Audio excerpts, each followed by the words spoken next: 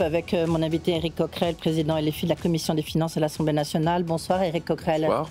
Vous allez essayer de parler, vous avez perdu votre voix hier dans la manifestation Bloquons tout. Exactement. Bon, en fait, vous n'avez rien bloqué. Oh bah quand même, ça a beaucoup bougé dans le pays, il faut remarquer, oui, beaucoup de jeunesse. Ça n'a pas bloqué. Ça a été reconnu. Non, d'accord, mais je pense que c'est une répétition générale. Alors vous allez voir, on va finir par tout bloquer. Et justement, c'est le 18 septembre, c'est là pour vous, c'est le grand rendez-vous. Est-ce que finalement, enfin c'est la question qu'on vous a posée hier, on vous a beaucoup entendu, mais en voulant un peu, avec Jean-Luc Mélenchon, un peu reprendre le mouvement d'hier, est-ce que vous n'avez pas un peu cassé le côté populaire? Non, je crois pas du tout. Je crois que si vous avez regardé hier, c'était très jeune, très populaire, beaucoup de syndicalistes, beaucoup d'entreprises en grève, beaucoup plus qu'on l'a vu, on les a pas vu beaucoup, parce que de temps en temps, les médias ont un peu tendance à essayer surtout de regarder les violences et autres. On leur avait vendu beaucoup ça, M. Retailleau leur avait vendu beaucoup ça. Quel dommage pour lui, ça n'a pas eu lieu. Et donc, il faut dire qu'il y avait 80 000 policiers sur le terrain. Oui. Donc il y a eu 500 il y a eu quelques violences policières et quelques interpellations, d'ailleurs, à mon avis, abusives et préventives. Et il y a des conditions de garde à vue absolument anormales. Mais c'est bon, c'est pas tellement le propre de votre émission. Mais non, c'était très satisfaisant dans le fait que ça a été partout sur le territoire.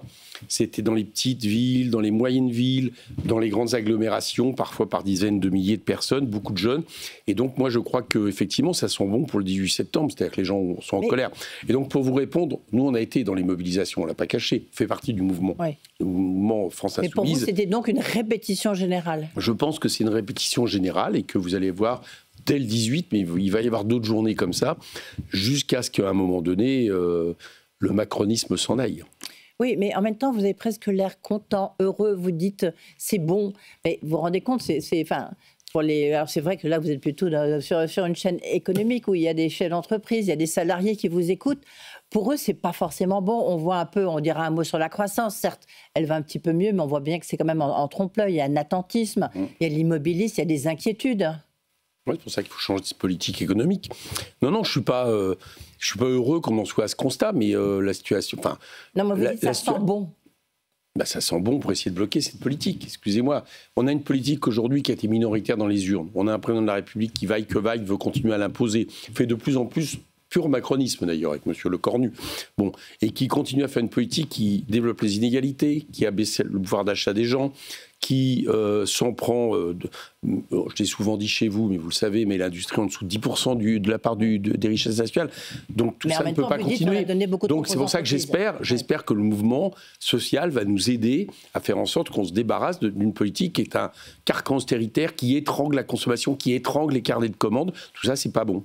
Est-ce que, à propos de Sébastien Lecornu, on va revenir là-dessus parce que ça peut être paradoxal. C'est vrai que la désindustrialisation, mais en même temps, la désindustrialisation, bon, on a besoin d'exonération pour permettre d'avoir des gens qu'on peut payer au SMIC, voire un peu plus, voire encore un peu plus. En tous les cas, c'est ce que demandent tous les grands industriels menés par... On peut supprimer aussi toutes les cotisations et le système social français. Non, parce que voyez, on tombe tout de suite dans l'excès. Non, je ne suis pas dans l'excès, mais jusqu'où on va. Il y a peut-être... on va avoir ce débat. Et si le problème... Excusez-moi, si le problème n'était pas le prix du travail, parce que derrière ça, c'est l'idée que le travail coûte trop cher. Si le problème en France, c'était pas ça. Si le problème, c'était justement que le travail ne rapporte pas assez, d'ailleurs, globalement, que ça soit collectivement par la part socialisée des travails ou dans ce qui va dans la poche directe des salariés, et que par contre, le capital nous coûte trop cher. C'est une autre façon de voir les choses, si vous voulez. Oui. Moi, c'est la façon de voir les choses. Oui, mais on peut voir tous les côtés. On peut voir toutes les facettes. D'accord, on n'a pas la même manière, mais moi, je le vois comme ça. Le capital nous coûte, allez, environ aujourd'hui... nous coûte à l'État, nous coûte à la collectivité. Le capital, quand je dis le capital, je rassure que les TPE, PME. Je parle de tout ce qui part dans des dividendes, de tout ce qui part dans du profit, qui va j'allais dire, être souvent un corset, y compris pour les PME, TPE, qui sont obligés de faire des efforts insensés pour répondre à des donneurs d'ordre, dont le seul objectif, c'est de faire des profits à 2 chiffres. Ce capital-là nous coûte environ plusieurs dizaines de milliards, pas loin de 60 milliards par an, en cadeaux fiscaux en tout genre. Et vous savez, puisqu'il y a eu un rapport au Sénat. Oui, mais alors, certains estiment... au Sénat, vous savez bien qu'il... Le Sénat, c'est pas important. Mais non, mais dans le Sénat, par exemple, il y a 14 milliards qui sont dus à la taxe d'habitation. Vous en avez bénéficié, non, j'en ai bénéficié. Pas du tout. Dans les 211 000... Il y a le soutien au réseau... Dans les 211 milliards... Dans les 211 milliards, c'est toutes les aides comprises. Et dans ces aides comprises qui sont mises sur la table... Et si. Là, je vous parle du rapport au Sénat sur, les aides aux entreprises. Non, vous ne le connaissez pas par cœur. C'est sur les aides aux entreprises, c'est pas la fiscalité en général. On peut parler de taxes d'habitation, mais c'est les aides aux entreprises. 211 milliards. Bon. Et sur ces 211 milliards, d'accord, alors il y a des gens qui disent « Ah, c'est peut-être un peu élevé, c'est peut-être 160 », mais enfin, en tout cas, c'est le premier budget de France. On aide des entreprises sans condition ni contrepartie. On exonère, par exemple, des cotisations sans aller voir s'il y a de la création d'emplois. Et ce qu'on constate, c'est que ça n'a pas d'effet sur l'emploi. Ça n'a pas d'effet immédiat sur l'emploi. Par contre, ça a des effets sur les dividendes. Ça a eu un effet sur l'emploi, parce que regardez, le taux de chômage a nettement été réduit, en tous les cas au premier quinquennat d'Emmanuel Macron. Après, là, maintenant, on a une tension. On était à plus de 10%, on a frôlé les 7%, maintenant on est plus, je vous l'accorde, vers les 8%. Ça va remonter à plus de 8%. Oui, mais en tous les cas, c'est déjà 2% de moins. N'oubliez pas que dans les... Et la croissance, elle n'est pas formidable. N'oubliez pas que dans les emplois créés, dans le taux de chômage, on a décidé qu'on allait mettre maintenant l'apprentissage, et que l'apprentissage, c'est historique, c'est presque 1 million de personnes. C'est pas tout à fait les emplois tels que, j'allais dire, réguliers, pérennes, etc., tels qu'on peut l'imaginer. Donc moi, je dis que d'abord, les chiffres ont été largement embellis, et qu'on voit bien que aujourd'hui, le chômage repart à la hausse, le taux de pauvreté explose dans ce pays, le pouvoir d'achat des salariés baisse. Je vous ai dit ce que j'avais à dire tout à l'heure sur l'industrie. Donc non, le bilan n'est pas bon, malgré beaucoup d'aides aux entreprises. Alors, pour être exact, je ne suis pas pour arrêter les aides aux entreprises, mais je veux que ça soit conditionné. Je veux qu'il y ait des contraintes. Je veux que, par exemple, on aide les entreprises à partir du moment où on augmente les salaires, fasse l'égalité salariale homme-femme, ou éventuellement, fasse les efforts pour éviter de délocaliser ou relocaliser. Mais pas de l'argent qui est mis comme ça. Rendez-vous compte qu'on a mis à peu près 600 millions d'euros depuis 2020 à ArcelorMittal. Qu'est-ce qui se passe? Ils annoncent des suppressions d'emplois et ils ne vont pas respecter le plan de décarbonation pour Dunkerque, ce qui fait qu'on risque d'avoir la fermeture de la sidérurgie à Dunkerque. Excusez-moi, ça, c'est pas possible. C'est pas encore une certitude. Si. Ce que je vous dis est une certitude. Vous avez raison de dire qu'on a donné, mais ça a permis de maintenir le site en tous les cas. Non. Oui, mais Edwige Chevrillon, non, c'est une certitude parce que à ma commission, malheureusement, le président d'Arcelor a révélé que effectivement ce plan de décarbonation sur deux fours plus l'approvisionnement ne serait pas appliqué, il ne le ferait pas, donc ils vont se mettre sur un modèle plus réduit. Il a menacé, il est très inquiet pour Fos. Donc ce que je constate, c'est que Arcelor, on risque, si on ne fait rien, et je pense qu'il faut nationaliser, là il serait d'une certaine manière un vrai soutien à l'industrie française, et bien si on ne fait rien, ça va fermer. Donc ce que je veux vous dire par là, je prends l'exemple d'Arcelor, c'est que cette politique-là, le bilan aujourd'hui, il faut le tirer. Le bilan, c'est moins de 10% de l'industrie dans la part du pays. On est passé sous les 10%, vous avez donc, j'en reviens à notre discussion. Oui, je pense que tout ce qui aide à changer cette politique, qui en plus a été minoritaire en juillet dernier, est bon. Oui, alors... plein de questions, évidemment, vous pouvez imaginer. D'abord, un petit mot sur c'est la nomination de Sébastien Lecornu. Donc, pour vous, vous avez entendu ce matin Dominique de Villepin, l'ancien Premier ministre, qui dit qu'il est le toutou d'Emmanuel Macron. C'est une expression que vous pourriez partager? Moi, ce n'est pas le genre d'expression que j'utilise, mais c'est clair que c'est Emmanuel Macron, Premier ministre. Bon, moi, je pensais que ça allait être M. Lecornu. Voilà, ça fait plusieurs jours. Pourquoi? Parce que, si vous voulez, on n'est pas dans... Si Emmanuel Macron arrive à passer ce budget, il va jusqu'en 2027. D'accord?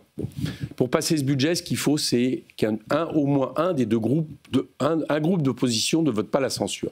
Donc, ce qu'ils vont rechercher, c'est à passer par 49.3 et qu'un groupe d'opposition ne vote pas la censure. Et je pensais que ça allait être Lecornu. Pourquoi? Parce que d'abord, c'est la voix de Macron, et qu'en plus, Lecornu a l'intérêt pour Macron de jouer un peu le côté tension internationale, chef de guerre, appel à l'unité nationale autour de ça. Il a aussi fait les gilets jaunes. Voilà. Et notamment en allant chercher, je pense que c'est surtout les voix, pour l'instant, la non-censure du RN qui vont chercher. Donc voilà pourquoi j'avais déduit que, alors je ne croyais pas aux fadaises de la gauche, je pense que ça a été pour pêcher le Parti socialiste qui s'est empressé malheureusement de dire on est prêt à venir mais sans les insoumis, ce qui était un peu grossier, et ce qui divisait le NFP. Je pense que c'était le but d'Emmanuel Macron, et je pensais que le profil serait M. Lecornu. Mais c'est Emmanuel Macron Premier ministre. Vous êtes un fin politique. Ce qui est un peu paradoxal, parce que je vous rappelle qu'Emmanuel Macron a été battu 2 fois. L'année dernière, en mai, aux Européennes, 2 mois après, aux législatives. Il n'y a pas beaucoup de démocratie dans le monde qui se paye le luxe d'avoir des gens qui sont battus, qui continuent à gouverner. Éric Coquerel, tiens, vous avez envie de rester président de la Commission des Finances? Oui, bien sûr. Oui. Non, mais vous pourriez dire, attendez, moi, de manière, comme je rêve de dissolution, j'ai pas, je démissionne de mes fonctions. Ah non, moi je compte. Vous savez que le président de la Commission. Non, mais en plus, vous êtes très reconnu de gauche comme de droite. Non, mais le président de la Commission des finances, sa particularité, c'est qu'il est forcément de l'opposition. Oui. Donc moi, j'estime que je joue mon rôle. Bon, et en plus de ça, je peux vous annoncer qu'en dehors de ce que je pense, je vais jouer mon rôle pour que la Commission joue parfaitement à partir du moment où le budget va venir, je vais jouer mon rôle pour que la Commission joue son jeu. Le seul problème, c'est que ça fait 2 ans. Joue son jeu ou joue le jeu? Parce que vous avez joué le jeu, Éric Coquerel. Tienne son rôle. Oui, mais le petit problème depuis 2 ans, c'est que ma commission, elle transforme tous les budgets depuis 2 ans. Elle ne les vote pas, ou quand elle les vote transformés. Et puis le gouvernement arrive et fait 49.3, on ne tient pas compte de tout ça. Donc le problème, c'est peut-être pas à moi qu'il faut demander si je veux rester président de la Commission, c'est peut-être à eux de se demander si un gouvernement doit agir comme ça dans une démocratie moderne. On va parler de beaucoup de choses, parce que c'est vrai, là vous avez raison, c'est Sébastien Lecornu, il a déjà fait des ouvertures, notamment sur le dossier des retraites. Il a dit qu'il était prêt à négocier sur la question à reparler de cette fameuse loi. Conclave bis. Un conclave bis, absolument, un conclave bis. C'est ce que ça a donné, donc. Il a dit ça, et puis on va parler forcément de la taxation pour les plus riches. Il a dit qu'effectivement, il a tendu une main vers le Parti socialiste et peut-être vers vous, Éric Coquerel. Un mot d'abord, si vous avez vu les chiffres de l'INSEE sur la croissance? Oui, j'ai vu. Alors, est-ce que c'est... Bon, allez, c'est un petit peu mieux, c'est plus 0,8, ça veut dire que la prévision de croissance du gouvernement... Malheureusement, si tout ça était un peu pérenne et un peu tangible, je m'en réjouirais. Le seul problème, c'est que quand vous regardez un peu plus attentivement, vous apercevez que la demande intérieure ne rebondit. Là, je parle de l'INSEE, c'est l'INSEE qui... Oui, c'est l'INSEE qui vient La demande intérieure ne rebondit absolument pas, ce qui est la consommation. Le gage de la suite. Ouais. La part des industries continue à baisser, c'est-à-dire là-dessus. On s'aperçoit aussi que c'est tiré principalement, là, les 0,2 points de plus par le tourisme, l'immobilier, ça c'est une bonne nouvelle, et l'aéronautique. Mais ce que surtout, rien n'embraye sur la demande intérieure. Et ce que dit l'INSEE, c'est un peu la demande, c'est qu'ils se demandent si c'est pas juste une reconstitution des stocks qui voudrait dire que malheureusement, ça va être un peu un feu de paille. Voilà, c'est un peu ce que je crains parce qu'il n'y a pas d'éléments macroéconomiques qui expliqueraient qu'on ait un rebond. Et puis on est plutôt moins bien placé là dans les rebonds que le reste de l'Europe. Donc, il y avait aujourd'hui la Banque Centrale Européenne qui a maintenu ses taux, il y a eu la chiffre de la croissance. Demain, il y a Fitch, l'agence de notation, qui doit donner son verdict sur la note de la France.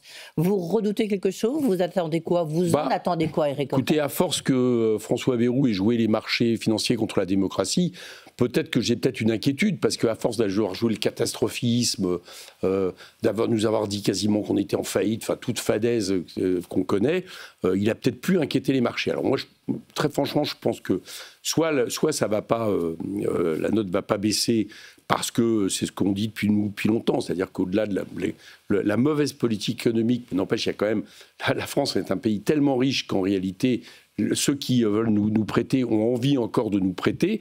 Bon, soit ça aura des effets, si les effets il faudra se tourner vers François Bayrou et le remercier d'avoir affolé les marchés tel qu'il l'a fait avec son catastrophisme qui ne lui a pas porté bonheur, puisqu'il a eu un tiers des députés qui lui ont donné confiance. Il y a quand même un point, parce que vous me disiez là en off que vous aviez reçu une délégation japonaise qui venait se renseigner un peu comment ça se faisait. Eux, ils ont une dette énorme depuis très longtemps, qui les a plombés de 200%, mais il n'y a pas de problème parce qu'elle est détenue par les Japonais. Nous, notre dette à nous, elle est détenue en grande partie par des investisseurs institutionnels étrangers, à plus de 55-60%, ça dépend des chiffres qu'on prend.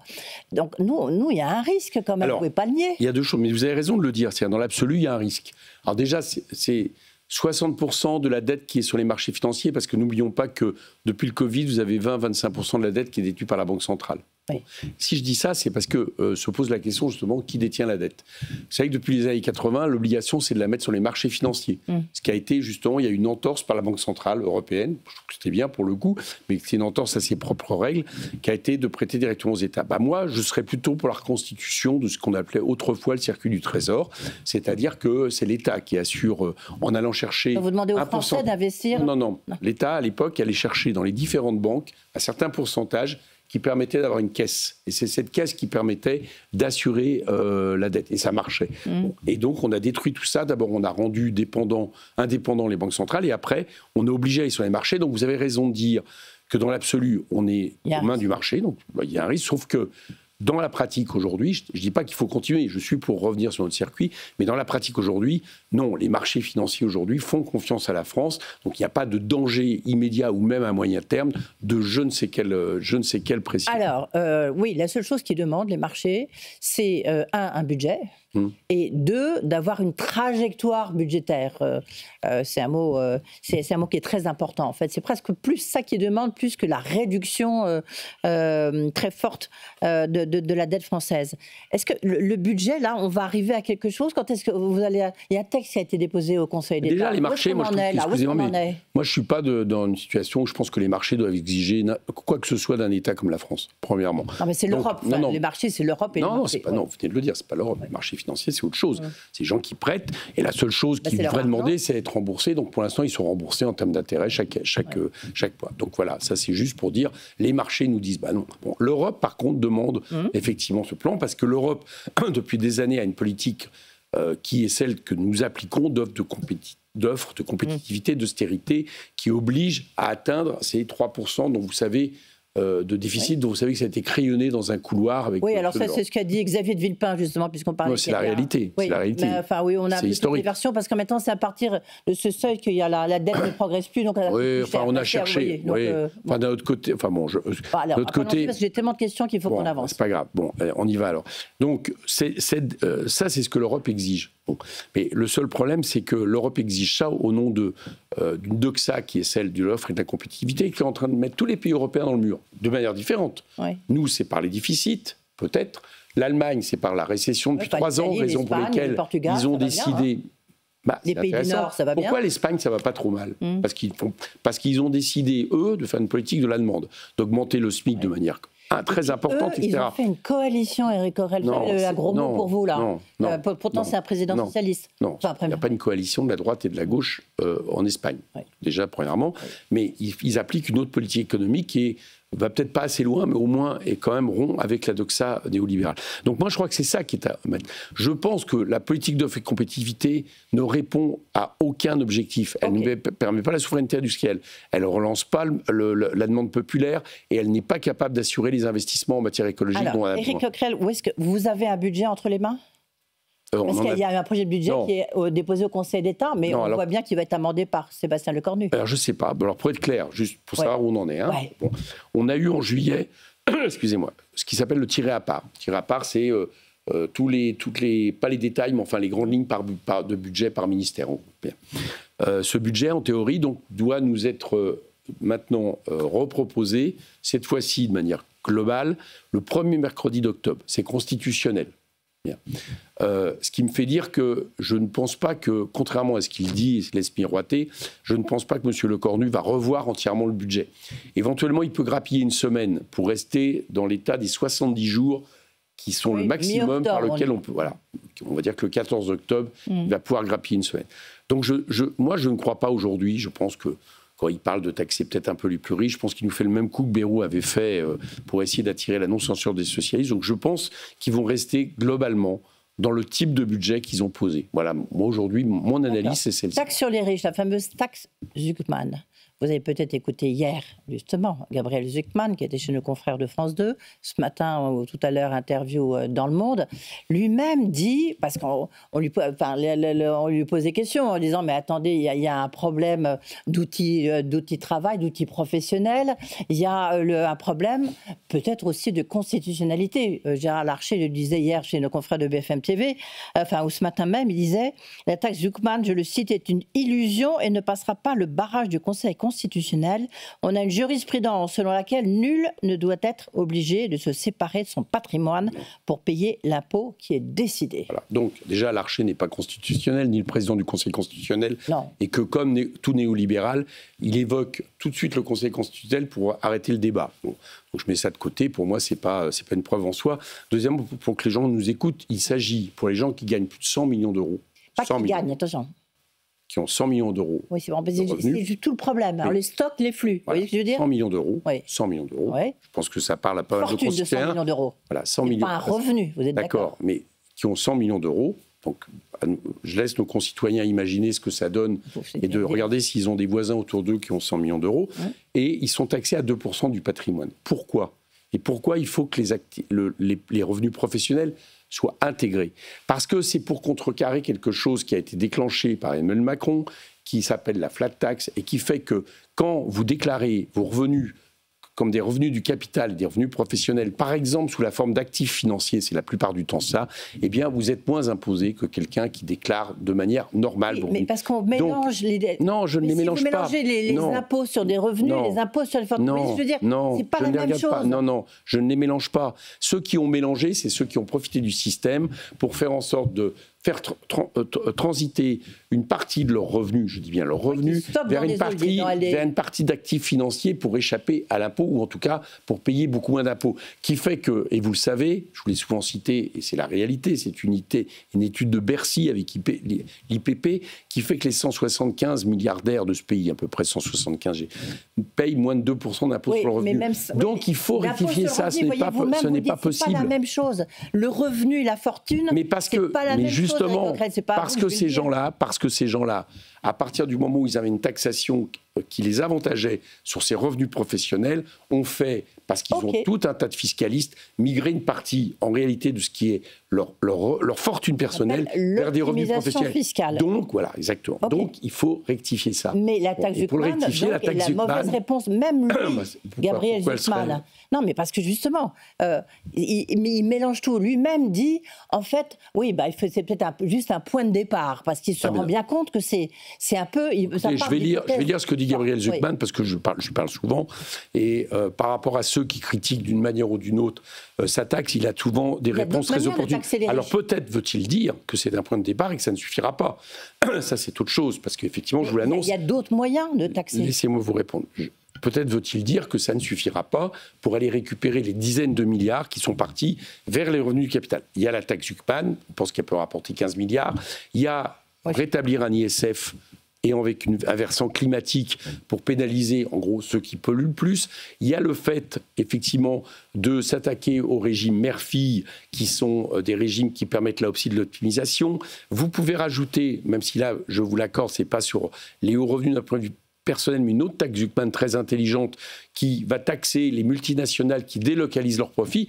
Et nous, ce que nous disons, c'est que si on additionne tout ça, on n'est pas loin de pouvoir récupérer 100 milliards sans toucher sur la plupart des Français.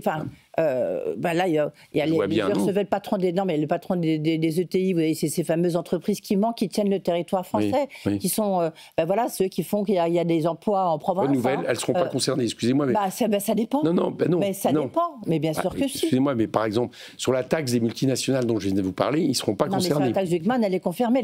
Mais je ne pense pas. En plus, c'est des chefs d'entreprise. Très bien. Je ne pense pas que la plupart. Mais bien sûr, mais je ne pense pas que la plupart des chefs d'entreprise, des TPE, PME... Non, je parle des ETI. D'accord. Je ne pense pas que la plupart de ces entreprises, en réalité, aient surtout la possibilité d'avoir des actifs financiers et d'investir dans des actifs financiers. Je pense qu'eux, ils ont encore une vision entrepreneuriale qui est le fait de considérer que leur boîte doit continuer à fonctionner dans la durée, etc. C'est pas sur les actifs financiers. Comment ? C'est pas que la taxe Zucman, c'est pas uniquement, c'est sur l'outil professionnel aussi. C'est l'outil professionnel. Vous êtes obligé de le faire sur l'outil professionnel si vous voulez chercher les actifs financiers. Et comme d'un autre côté, il y a un seuil de fortune tel, eh bien, il y a tout à parier qu'on prend la bonne cible. Oui, juste, il ne reste plus de temps. Mais vous avez raison de dire que ça ne suffit pas. Il y a d'autres mesures qui doivent être prises.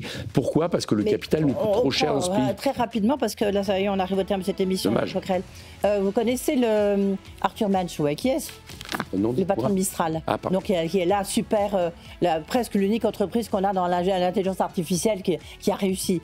Lui, sa boîte vaut très très cher. Elle ne gagne pas d'argent. Donc lui, il ne se paye pas. Il fait quoi ? Il vend sa boîte à des Américains qui ne demandent que ça ? On fait quoi ? Non mais attendez, si. Mais donc, je suppose que s'il ne se paye pas, son patrimoine n'augmente pas. Il n'y a pas de problème. Si, parce que l'outil travail, son entreprise, il a 20% ou 22% Attendez, il ne se paye pas, il a une entreprise qui gagne énormément d'argent. Mais non, qui ne gagne pas d'argent. Alors dans ces cas-là, si son entreprise ne gagne pas d'argent, il ne produit pas de patrimoine, il ne paiera pas, cette taxe. Non, puisque ça concerne des gens qui gagnent de l'argent. Non, parce que sa boîte, elle vaut 14 milliards. Sa boîte vaut 14 milliards. Elle perd de l'argent. Attendez, Edwige Chevrillon, sa boîte gagne 14 milliards et il ne se paye pas. Non, mais il a un salaire qui n'est pas à hauteur de 100 millions, vous voyez ce que je veux dire ? Eh bien, d'accord. Dans ces cas-là, je suppose dans ces cas-là que son patrimoine, d'accord, y compris en termes de biens fonciers, ne sera pas impacté. Et encore une fois, nous parlons de 2%. De 2%. Nous parlons mais pas... 2% sur 14 milliards, vous voyez là ce que c'est? Bah, c'est pas mal, ça rapporte. Oui, enfin lui, il ne peut pas le payer. Chacun doit payer des impôts dans ce pays. Un entrepreneur ne peut pas les payer, mais il en paye déjà plein. C'est quoi cette histoire? Alors, attendez, revenons de bas. On a baissé l'impôt sur les sociétés, d'accord? On n'a pas arrêté de baisser l'impôt sur les entreprises depuis quelques années. Okay, donc, en fait, on s'aperçoit bien du problème. C'est qu'on baisse tellement à un moment donné l'impôt sur les entreprises, c'est que ça devient... comment dire, un énorme problème quand on imagine à un moment donné les taxer à 2%. Donc, bon, c'est pas non plus, c'est niveau européen. On a baissé les impôts sur les sociétés au niveau européen, sauf les impôts de production. On les a baissés en France. Bah oui. D'accord, on est passé. Oui. Bon, mais parce qu'on eh bien, donc niveau maintenant, européen, une moyenne européenne. Comme on les a baissés, on arrive à trouver scandaleux qu'à un moment donné, on aille imposer 2% un patrimoine et des biens professionnels. Moi, je pense que c'est pas un scandale en soi. Ouais. Demandez aux Français qui payent leur impôt sur le revenu, qui n'ont pas d'autres moyens, par exemple, qui sont notamment dans les classes moyennes, qui payent cash, s'ils trouvent scandaleux, ce qu'ils trouvent scandaleux, c'est tout à fait parce que c'est bien plus de 2% sur leur patrimoine qui sont en train de... Oui, mais il faut aussi réfléchir à qui crée de la richesse, notamment des entreprises. Ah bah moi, les salariés comptent un peu. Les travailleurs comptent un petit peu. Bien sûr. C'est même eux qui font les entreprises. Voilà, très bien. On est d'accord. Je suis content de vous l'entendre. Non, merci. Éric Coquerel, il est temps qu'on reprenne ces discussions un peu plus souvent. Président de la Commission des finances et les filles à l'Assemblée nationale, merci beaucoup d'avoir été avec nous.